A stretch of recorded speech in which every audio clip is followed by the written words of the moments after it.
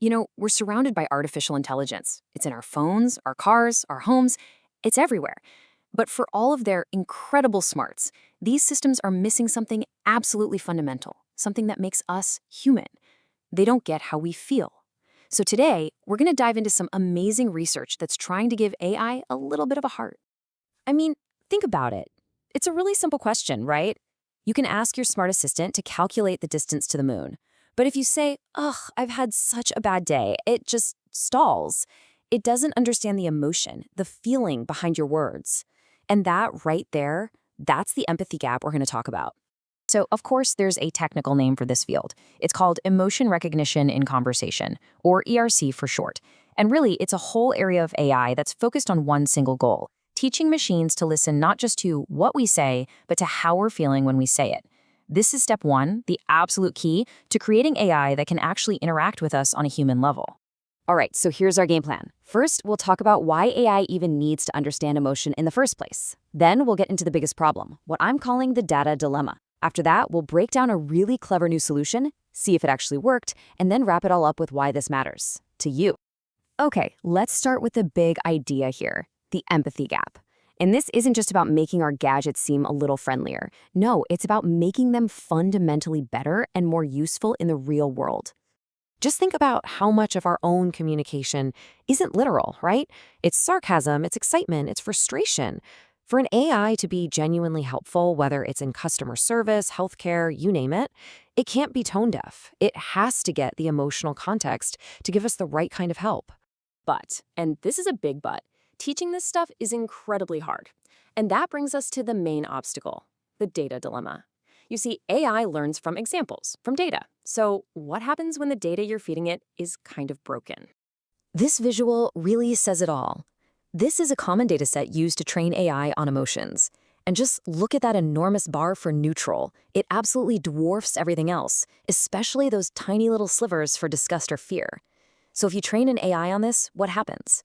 Well, it becomes an expert at spotting a neutral conversation, but it completely fails when it has to recognize those rarer, but often way more important, emotions. And hey, don't just take my word for it. The researchers behind this paper put it perfectly. This imbalance leads to biased models.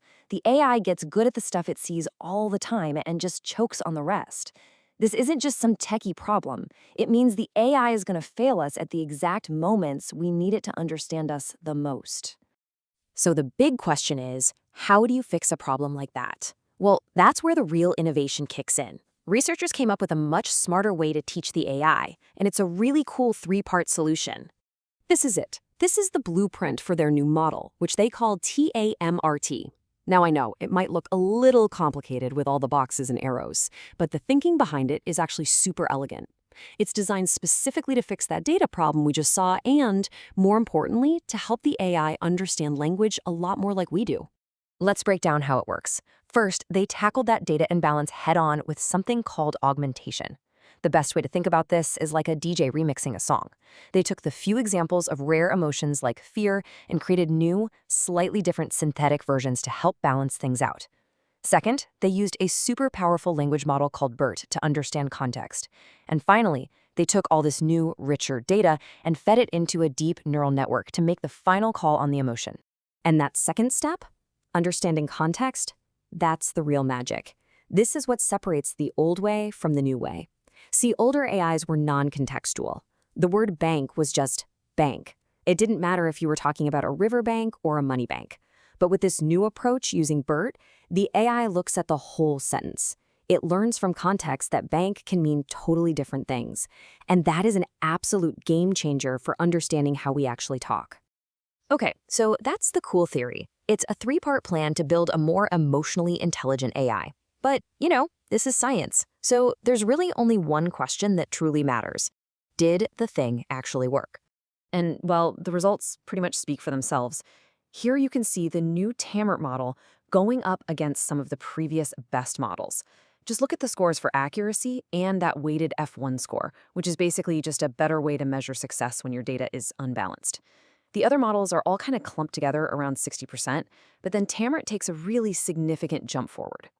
And here's the number to remember, 64.36% accuracy. Now, I know what you might be thinking. That's not a perfect score, but in the incredibly complex, subtle world of human emotion, jumping up almost 4 percentage points, that is a huge deal.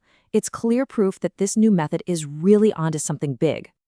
So, a number in a research paper goes up by a few points. Why should you care? How does this actually translate from a computer lab into your everyday life? Well, the potential is just enormous. We're talking about healthcare tools that could help with psychological analysis by understanding a patient's tone. Or imagine educational software that senses when a student is getting frustrated and actually changes its approach. We could have customer service chatbots that are genuinely empathetic. We could get deeper insights from social media, and even build robots that we can interact with in a much more natural human way. The list just goes on and on. And all of this brings us to one last big idea. This research isn't just about writing better code. It's really about starting a new chapter in how we relate to technology. As AI starts to shift from just understanding our commands to actually understanding our feelings, that line between a tool and a companion, it's going to start to get blurry. And that leaves us with a pretty fascinating question to think about.